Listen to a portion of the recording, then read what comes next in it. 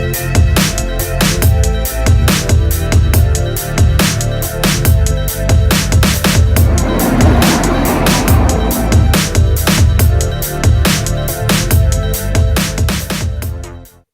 up, guys? It is Coasters and Things here today, back again with another episode of The Thrill Life. I'm back once again with Beyond the Thrills.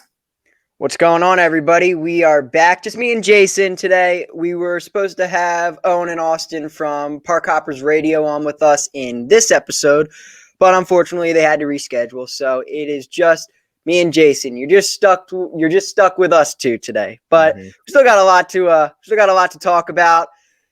And last week we talked about everything that had to do with IAPA. So now we're kind of back to our 5 main topics and special segments. So what do you say, Jason? Jump right into it? Yeah, a lot of this is Disney related, so let's do it. It is, yes. Not everything, but 2 of the 5 topics we're talking about today have to do with Disney. So I think we should start at the top with, I'd say, the biggest topic in the industry right now. It is none other than Bob Iger. He is replacing Bob Chapek as CEO of the Walt Disney Company. And it was effective immediately, like right away. Like it happened right away. Yeah, so Bob Iger, he previously led the Disney Company for 15 years before he stepped down in 2020. He returned after a series of financial disappointments. Right. Were you surprised by this? A little bit, yeah. What about you? I was as well. I was a little surprised as well. But I mean, I got to be honest, I don't agree with every decision that Disney Parks has made in the last couple years personally. And I mean, I haven't been to Disney and actually experienced this for myself yet. But the whole Lightning Lane and Genie Plus, that all just is way more complicated than it should be, in my opinion. Yeah, which for Disney, a financial disappointment is, we only made $999 million this year instead of $1 billion this year. Literally. But, I mean, with Bob Iger back as the CEO, do you think we could see Lightning Lane and Genie Plus, like, go away in the next? I hope so. I hate those systems. Yeah, man. I mean, when I go to Disney in, when am I going? May? I have a pretty good feeling it's still going to be there in May. But I say 2 years from now, because I think, like, this just happened this week. They're going to give it some time. It's not just going to change back to the original Fast Pass system right away. But I think there is a chance that Lightning Lane and Genie Plus could go away thanks to Iger. And I'm totally down for that. Yeah, just get rid of that. Bring back the Fast Pass system. That was so good. Literally, like, you look at Universal Orlando, they literally just have Universal Express, and it's similar to Fastlane, which you'd find at Cedar Fair parks. It's literally just a wristband, and it gets you access to, select rides, where at Disney, you have to reserve everything in advance. You got the virtual queues. I don't know. And I want to add one more thing. This could have had to do with social distancing because this all came into effect during, the midst of the pandemic. But, now that, I don't want to say COVID doesn't exist anymore. Obviously, it still exists. It's still around. It's still around. But now that it's more under control and the world is back open, I would think that they would have, taken it away. I thought it was just there for, like, the virtual queue and everything. I thought that was just like a social distancing COVID precaution, but it's still there. Yeah, because Fast Pass, that was the original skip the line system. Yeah, seriously, so much easier. Just a slip of piece of paper, and that's all it was. Yeah, and those last few years that it was Fast Pass before it became, what's it called? Lightning Lane or Genie Lane, whatever it was called. Lightning Lane, yeah. Yeah. I remember you could only get 3 rides per day. Because I remember the first couple of times I went to Disney was before that was instilled. You could get as many rides in as you wanted in a day. You just had to reserve them. I can't remember which trip this was to Disney for me. I was little, but I was with my family. We were at Epcot, and there was a family as we were walking to Soarin', and Soarin' had a very, very long line that night. And it was one of those rides that me and my sister both wanted to go on because, I mean, Soarin' is one of the better rides at Epcot. There's not that It many is. There's not that many attractions at Epcot to begin with. So if there's like rides that you don't want to miss, Soarin' is definitely one of them. Yeah. Yep. So we were standing outside of Soarin' debating whether or not we wanted to go on the ride. And, I'm actually kind of surprised I still remember this because I must have been, I don't even know if I was 10 yet. I was little. Dang. But Lights flickering. it's all good as long as it doesn't turn off. A family came up to us and said, "Would you like these fast passes for Soarin'?" And we were like, "Oh, absolutely!" It like made our night. So you can't even do that anymore. That's so lucky. But actually, the company, their stock price went down 48% this year. That's almost half of their stock price. Wow. And Wow. 3 things that Bob Iger, I need to remember which one I'm talking about here. 3 things that he said he's going to focus on, or that people think he's going to focus on, are to make streaming of Disney Plus more profitable, to repair relationships with Florida lawmakers, and to restore employee morale. Okay. Now, And he said this where in an interview? No, that's what I was wrong. It's what people think he's going to do. I said that. I corrected myself the second time. Oh, okay. Got you. But yeah, because I personally don't have Disney Plus, but I have Hulu, I have Peacock, and I have Amazon Prime. Those are all good streaming services as well. I have too many of them, but I mean, I like Disney Plus. It'd be curious to see. And yes, as he's the CEO of the Walt Disney Company, this does not have to do with just the Disney parks. This has to do. He's going to be overseeing the entire company. So I mean, you know what I am worried about though? I think Disney Channel, because people are starting to not have cable anymore. They're just going to strictly just streaming services. Smart TV, yeah. Yeah, that Disney Channel could, go away in the next 5 years. I think there's a chance. I don't like those smart TVs. You don't get everything that you want. No, you don't. And I grew up with, actually, when I was really little, it was still Playhouse Disney, but I can't imagine Disney Junior. Then it was Disney Junior, yeah, but I can't imagine the world without Disney Channel. But it could become a reality with all the streaming services now. Mickey Mouse Clubhouse. Yeah, I mean, I grew up on all those shows: Handy Manny, Special Agent Oso. What was the other one? My Friends Tigger and Pooh. I don't know. There were so many of them. But yeah. As for let's get back to the park, since we are a theme park related podcast. What other changes do you think we could see around the parks? I know next year, I think it might be next year or 2 years from now, I know Splash Mountain is supposed to get rethemed to the Princess and the Frog. I think that's what it is. Now with the new Tiana's Bayou Adventure or something like that. But now with the old CEO coming back, I'm wondering if he's going to outlaw that decision. They might be too far ahead into the process of retheming it to outlaw it now. Yeah, that's what I was going to say. I think they're already so far in advance. They've probably already designed numerous of the animatronics for the ride. I'm sure, Yeah. I don't know, but I don't know. This was a bit of a shock to me, at least. I did not see this coming, but everywhere I look on social media now, everyone is talking about it. It's, as I said in the beginning, this is the biggest topic right now. So, all right, let's move on. Now we're going to take a break from Disney and talk about Cedar Point. So, yeah, this will be a quick topic. Yeah, construction is fully underway for Wild Mouse at Cedar Point, as you can see in these photos if you're watching on YouTube. So, Jason, what are your thoughts? Construction is going along very well. They're moving at an incredibly fast rate. It's already over 80% built. Yeah, seriously. And the track design looks a lot different than I thought it was going to.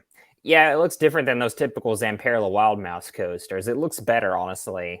Yeah, I agree. And we said this in the IAPA episode. It isn't even a Wild Mouse. Yeah. which is kind of funny. And I know you're not a big fan of the train design either. No, at least the one that was shown at IAPA. I know that's the cheese car, and there's like 4 or 5 cars there supposed to be mouse cars. But the cheese car, wasn't a big fan of it. It looks so basic. Yeah, I mean, they could have done a lot more than what they did. But I will say this, and I mentioned this in the IAPA episode as well, that it will be handicap accessible, which I think is absolutely fantastic because there aren't many rides at Cedar Point that are handicap accessible. One of them I know that is the Snake River Expedition, which is a pretty cool attraction. It's cool for Cedar Point because they don't really have many like themed rides. They don't even have a dark ride, which was oh yeah. And I didn't know, and I actually didn't know that in 2021 when I went to Cedar Point for the first time. I thought they had Boo Blasters for some reason, and then I was looking for it, and I'm like, wow, they don't have a dark ride, which is crazy. They haven't had a dark ride since Disaster Transport, I guess, and that's a roller coaster. Well, a bobsled coaster, but it was indoors. Right. But I'm talking like a shooting dark ride. Like, yeah. That was surprising to me. And but yeah. Also, the Grand Pavilion is looking good as well. That's well underway in its construction. A lot of it's already built. Yeah, I agree. I mean, when Cedar Point announced this entire expansion with the boardwalk and everything, I know most enthusiasts' initial reaction were, oh, come on. Can't they just announce what's going on with Dragster already? Yeah. And, I mean, we both would like to know, as much as everyone else, what the deal is with Dragster. Is it going? Is it staying? Zamperla? Intamin? Nobody knows. And, but I'm so glad.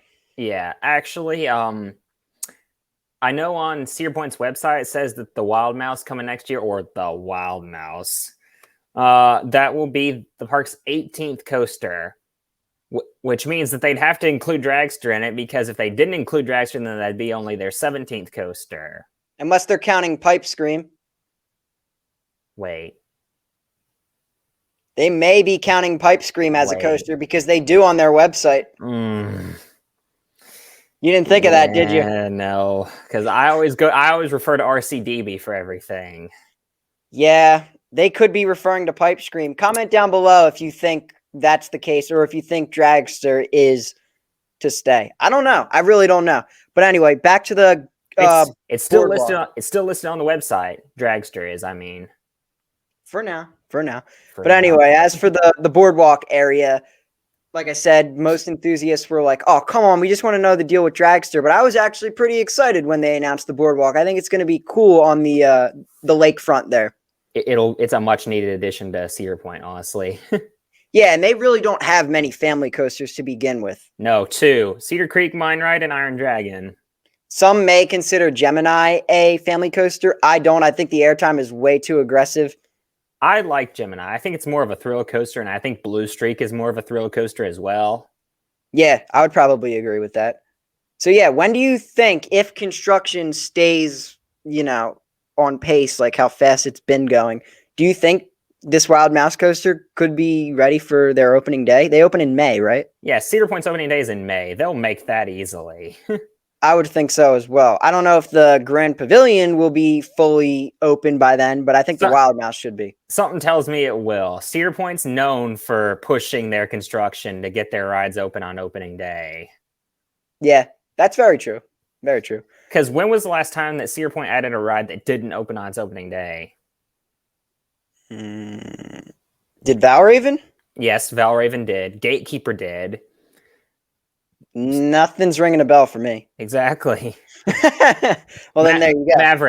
Maverick. Okay, yeah. Well, that used to be... That was because they had to reprofile and remove that third inversion. That's what I was going to say, because they had to take out the what was it, a 0G stall? No, 0G roll. 0G roll, right.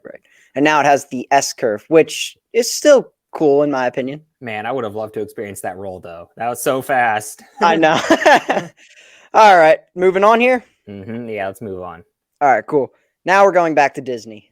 So, Disneyland sets reopening date for Mickey's Toontown. The West Coast version of Runaway Railway is opening in January 2023, so right as the new year kicks off, and Chip and Dale's Gadgets Go Coaster. So it's been just Gadgets Go Coaster. Now it's going to be Chip and Dale's Gadgets Go Coaster. Yeah, so Disneyland is reopening on March 8th. Or, oh, I'm sorry, Mickey's Toontown is reopening March 8th of 2023 with new attractions including Centennial Park, which is going to be like a kids' family area with like statues of all the like classic Disney cartoon characters. Right, right. And I mean, personally, I think it's really cool that Disneyland is keeping Toontown because Magic Kingdom does not have Toontown anymore, obviously, with Yeah. Seven Dwarfs Mine Train and, Yeah, that entire section. Isn't that called Fantasyland now? That area of the park at Magic Kingdom? Well, it always kind of has been Fantasyland, but it's just expanded now. First time I went to Disney World, Magic Kingdom, it was still Toontown. Yeah. But I don't remember Toontown for some reason. I was probably there the first time I went to Disney, but I was probably very little. yeah, and like you said, Gadget's Go-Go Coaster is going to be renamed or rethemed to Chip and Dale, and it will be Chip and Dale's Gadget Coaster. Right, and I think that's just to fit in with the entire area. And isn't that their Vekoma Kitty Coaster? Yes. Yeah. Another thing. I was thinking of something else. I was thinking of Goofy Sky School at California's. Nah, that's a Wild Mouse. Disney's California Adventure. Yeah, wrong park. Yeah. So the West Coast version of Runaway Railway, I'm glad that they're not having the entrance, the Chinese theater. It makes Hollywood Studios that much more unique and make, it stands apart on its own because then it's still paying homage to the Great Movie Ride. And I'm glad that the one at Disneyland will not have the Chinese theater for its entrance. And it's going to be more of just like a generic theater facade out front. Yeah, and it's opening on January 27th of 2023. And it seems like everything that one of the two parks, Disney, the Florida parks and the California parks are talking about, it seems like every time one of them gets something that's really popular, they add it to the other one. Yeah. I mean, they did it with Rise of the Resistance. Both parks have them now. You're right about that. I mean, they're doing Runaway Railway looks cool to me, though. I mean, I do miss the Great Movie Ride. Don't get me wrong. The Great Movie Ride was such a classic. I liked it, even though it was kind of outdated. Yeah, but like I said, it was such a classic. But I'm glad that the Chinese theater is still there because I could not imagine Hollywood Studios because the Chinese theater has been there since it opened as MGM Studios. Yeah, that was a long time ago. That was the 90s. 89, I think, is when it opened. Oh, 89? Oh, my bad. Yeah, that sounds right. Because, yeah, 89, I'm pretty sure. Because that was when Michael Eisner was still overseeing the Disney company. And I miss Michael Eisner. But yeah, so now so now we'll have 2 Rise of the Resistances, 2 Mickey and Minnie's Runaway Railways. What's next? 2 of the Remy and Ratatouille adventures? I could see that. I wouldn't say that's impossible. I could see it on Pixar Pier at California Adventure, however. Yeah, I don't really follow Disney's California Adventure that much. Yeah. I don't know. I know there's been rumors that the Monsters Inc. dark ride, Mike and Sully to the Rescue, is supposed to get removed soon, so maybe we could see Remy's there. I don't know. Yeah, which, by the way, that park does not look bad. I don't know why everyone hates on that park so much. California Adventure, I'm talking about. I think California Adventure looks way better than Disneyland Park. Yeah, I do too. I mean, Radiator Springs Racers looks like phenomenal. It looks so cool. It looks as good as Test Track or better than Test Track. And I'm a big fan of Test Track. I might say even better. I love the Cars film, so I like that. Absolutely.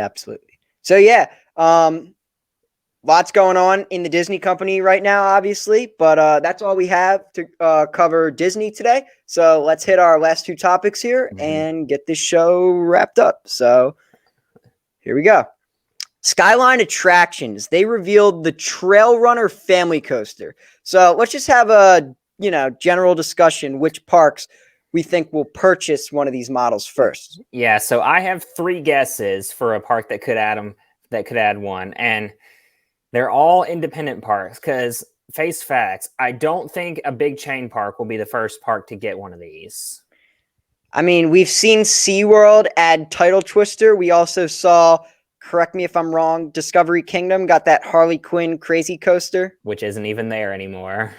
Exactly. So I don't think at least I'd imagine that if that was only there for what, 2 years, Yeah, that that Six Flags and Skylines relationship isn't at a high right now. So and yeah, Title Twister has had a lot of maintenance problems. So I don't think yeah, SeaWorld's going to look to add another one of their rides. yeah. But A lot of maintenance problems, and I mean a lot of maintenance problems. yeah, exactly. So But I have three guesses for yeah, a park. Three guesses for a park that could add one of these. My guesses are Holiday World, Waldemere, and Lagoon. those are very good guesses. I did not write my three down, but I like all of those. So let me hear your reasons why, and then I'm gonna think of three of my own Holiday while Wo- you're talking. Holiday World because they don't have a family coaster. Uh, Okay. I don't consider Raven a family coaster. That coaster is so thrilling. And also because it's not these trail runner coasters, they're not that expensive. So by the time they pay off Thunderbird, they'll be able to, I guess, afford a family coaster. Do you think the lift hills for these could have the L? I don't think the entire layout, just because it's like a pretty large scale model. But you saw at IAPA the Skyline coasters; they have the LED panels on them. Yeah, Think we could see those on the lift hill? maybe. And actually, Skyline themselves says that these coasters could have a lift hill or a launch. Wow, you think it'd be a tire propelled launch? Don't know. I don't know if Holiday World would want another launch coaster after Thunderbird. But True. so that's Holiday World. Waldemere because all they've added recently for coasters is an SPF spinner called Whirlwind, and Yeah, it's been a while since they've added something. and that's an SPF spinner. They're family coasters. Would you count Steel Dragon as a family coaster? That's the spin. That's the Mauer spinner, same as Laugh Track. Yeah,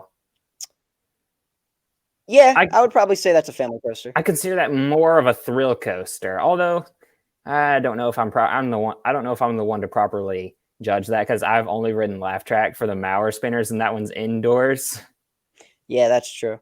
Nah, for that park, I'd say it's a thrill coaster, but for Hershey Park, it's a family coaster. Okay, yeah. So I could see Waldemere getting it. Yeah. And then finally Lagoon. I know they're opening Primordial, so it'll be a while.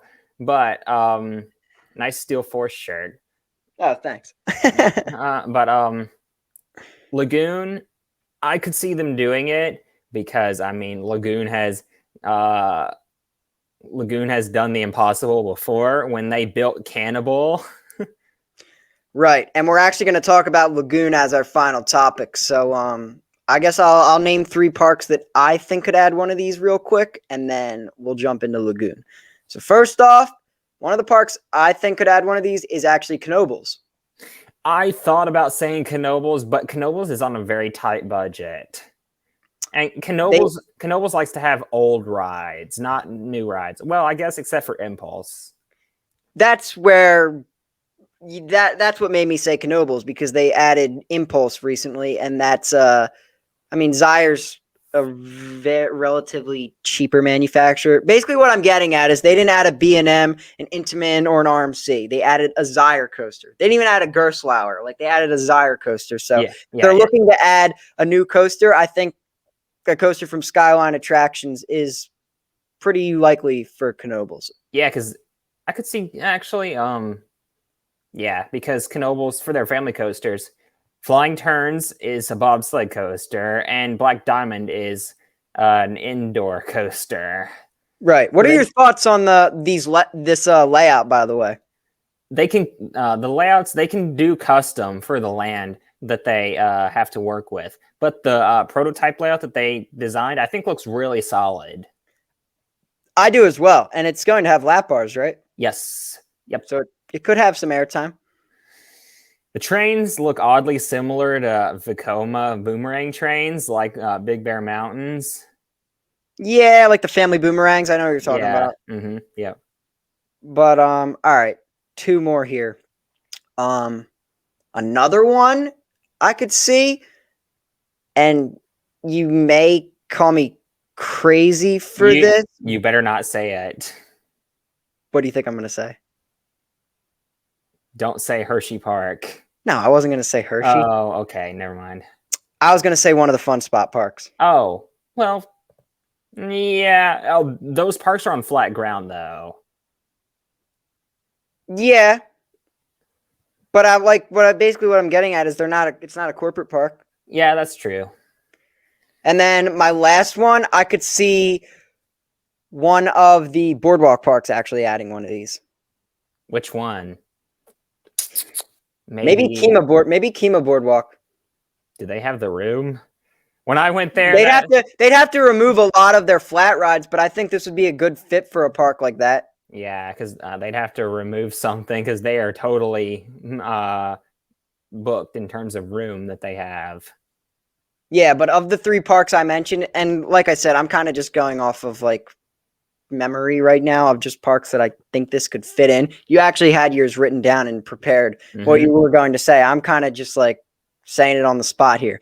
But I think of the 3 parks that I mentioned, the one that is the most likely to add one of those is probably Knoebels. Yeah. I thought you were going to say Hershey Park for a second. I'm like, Hershey Park's not going to add one of those. No, they literally just added in an RMC. They're probably, I think their next coaster would probably be another B&M realistically. Yeah, and they already have some good family coasters. Right. All right, now let's talk about Lagoon. So, and I know you've been very excited for this ride for a while now. Yeah, Primordial finally is opening next year. Yeah, it is set to make its debut in 2023. It is yet again another built-in house coaster for the park. It'll be their 3rd built-in house coaster. Bombora, or what was it called? Bombora, yeah, right? Yeah, and Cannibal, yeah. Cannibal looks so good. I think it looks like better than every Gerstlauer Eurofighter. Oh, easily. It looks easily better than any Gerstlauer. Yeah, it looks absolutely. It's probably in the top 10 for bucket list coasters of mine, just because of how like unique it is. That Cannibal looks like it could be a top 25 or 30 coaster in the US. Yeah, the drop looks absolutely insane. Yeah, yes. I want to go on it someday. I would. I mean, I don't know if I'll ever go to Lagoon just because I've heard it's like in the middle of nowhere. But that park is kind of way out there. It's not too far from Salt Lake City though. Okay, that's good to know. So yeah, what are your thoughts on this attraction? Where do you think it's going to rank in Lagoon's lineup? Definitely won't be top 3 because I mean Lagoon already has a really good top 3 with Cannibal, Colossus the Fire Dragon, and Wicked. Oh yeah, I forgot about Wicked. Yeah, and the other major Zyre coaster in the US that's not Impulse, but Wicked looks better to me. It does. I agree, but it might not even be number 4 or 5 in the park because Roller Coaster looks decent for a 100-year-old wooden coaster. Yeah, I mean, here's what I'll say. The theming looks way better than it should. I'll agree, especially for an independent park. Yeah. It's Lagoon. I mean, they really have went all out. Like as like crazy as it's been that this ride has been like, you know, multiple years in the making. Yeah. They're really putting every little detail into this ride. Yeah, this ride's been under construction since 2019. Yeah, and the pandemic probably put a hold on a lot of the construction. Yeah. So it may have opened in 2020 or 2021 if there was no COVID. It was supposed to be 2021. Right. So if there was no, you know, world shut down and everything, it probably would have already opened. Yeah. But the fact that they're finally getting this ride open, you know, after all these years, I give Lagoon a lot of credit. So props to them. I do. Most parks would not have even most major corporate parks, I think, would have given up on it after probably about 2 years. Yeah, man. Probably. Now I know when it comes to persevering to get a coaster open, most people point at Knoebels for flying turns. Yeah, that's true. And flying turns is a cool ride for those that have not ridden it. Took me 3 visits to ride it. Yep, it was your 300th? It was. Right. It actually ended up being better than I thought it was. Right. But back to Primordial, though. I'm going to take a shot in the dark with this guess. I'm going to guess it'll have a drop track. Wow. You know, I can see that. Let's name a few other coasters that have one. Verbolten, obviously. Wonder Mountain's Guardian, and that's the exact reason why I'm predicting this will have a drop track. It's because Wonder Mountain's Guardian has it, and they're very similar rides. They are very similar. You're right about that. Yeah, man. A drop track would be very cool on a ride like that. Yeah, Hagrid's Motorbike Adventure has one at Universal. So does what's the one at Alton Towers? 13. That's what it is. Yep. Yeah, so there aren't too many coasters in existence with a drop track, but I wouldn't say it's impossible that this ride could have one. Yeah.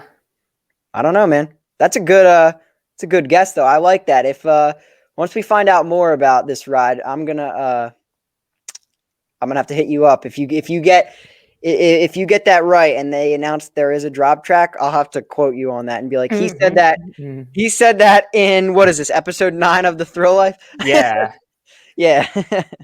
All right. So now, special topic? Special segment. Yep. Okay, because I was wondering if you even did one this time. I did. I didn't last week because we didn't have our normal 5 topics. It was kind of a different episode. But yeah, special segment. What do you think it's going to be this week? Because for those of you that have not listened to our other episodes, I never tell Jason what the topic is. And no, it's not Disney related. We already talked about Disney enough this episode. Our top bucket list coasters. Good guess. But no, I did actually think about that. All right. So this week's special segment, we're going to name 2 of our favorite drop towers and what we like about them. So I'll let you start. Falcon's Fury at Busch Gardens, Tampa, because you face the ground. It feels uncomfortable when you're up there, but when you start dropping, it feels so much more comfortable than a traditional drop tower because you're actually facing the ground. Okay, that's really cool. Yeah, I have not been to Busch Gardens, Tampa, but I hear good things about it. Yeah, and you don't get that tingling feeling in your stomach like you do on some drop towers, which I'll admit I'm not crazy about that feeling. What is it called? Stratospheric Knobles. You get a feeling on that one. Yeah, all Larson towers give you that feeling. Yeah, for real. And then what's your second one? Oh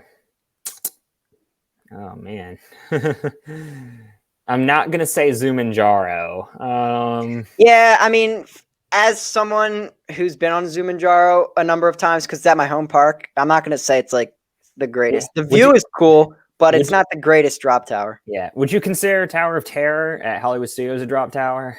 Yeah, probably. Then Tower of Terror then, because the theming. I love the theming, and I love how it shoots you up and down so many times. Most drop towers, it's just one time down. And of course there's the S&S towers that shoot you up and then shoot you back down. Tower of Terror shoots you up and down probably 12 or 13 times. Right. And the last drop is the big one, the one that's 130 feet, straight down to the basement. Right. I'm actually a little surprised you didn't throw Demon Drop in there.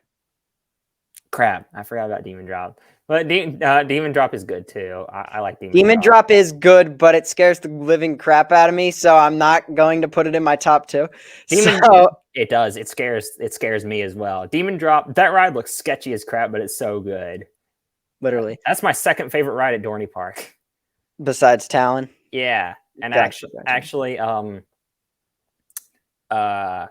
each ride sequence on Tower of Terror is different. Yeah, that's right.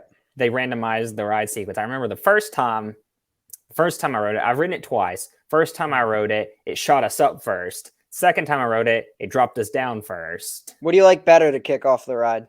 Being shot up. Yeah, that makes sense. That's why I love Shore Shot at Casino Pier. Wow, you brought it up. That was going to be my first one I was going to mention. Shore Shot at Casino Pier. We've actually been on this together. Mm-hmm. We went on it, I want to say, well, really 4 times because I mean, you want to mention how Shore Shot works? Yeah, when for those of you who haven't ridden it, when you pay to ride it, how it works, you get 2 rides in for the price of 1, essentially, because it shoots you up and then back down and like a normal S&S tower. And then right when it's looking like you're about to get off again, they fill it with air again, they shoot you up again. Yeah, so you're really getting 2 cycles for the price of 1, which is, awesome in my opinion. And that's definitely a big reason on why this, is in my top 2 drop towers. But it's also just like the view and the airtime is like a lot Airtime. stronger than other S&S towers in my opinion. It is. Second best ride at Casino Pier. I would probably agree with that. Yeah. Exola Loca really surprised me, but I think I still like Sure Shot more. Second best ride at Casino Pier, just behind Hydrus. Right. Yeah, Sure Shot is really cool. The view of the ocean. Even if you're not facing the ocean, you could sit on one of the other sides and face Hydrus.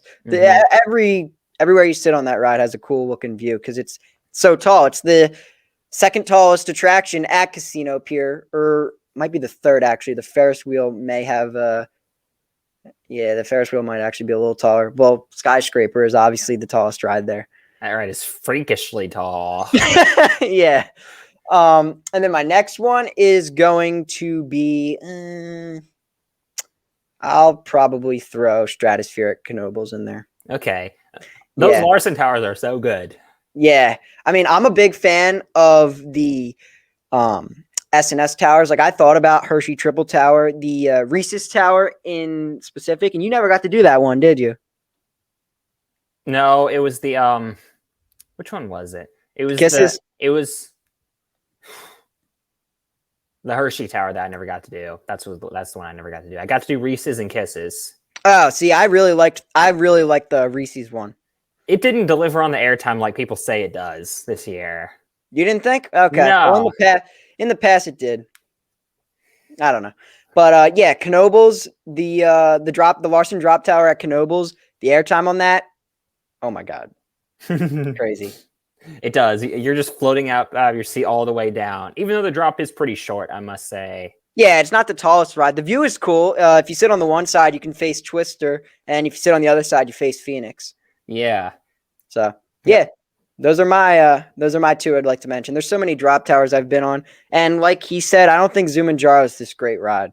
Yeah, there's so many great drop towers out there. Just to throw a few out there that I've ridden that I didn't mention: Dropline at Dollywood, Acrophobia at Six Flags Over Georgia.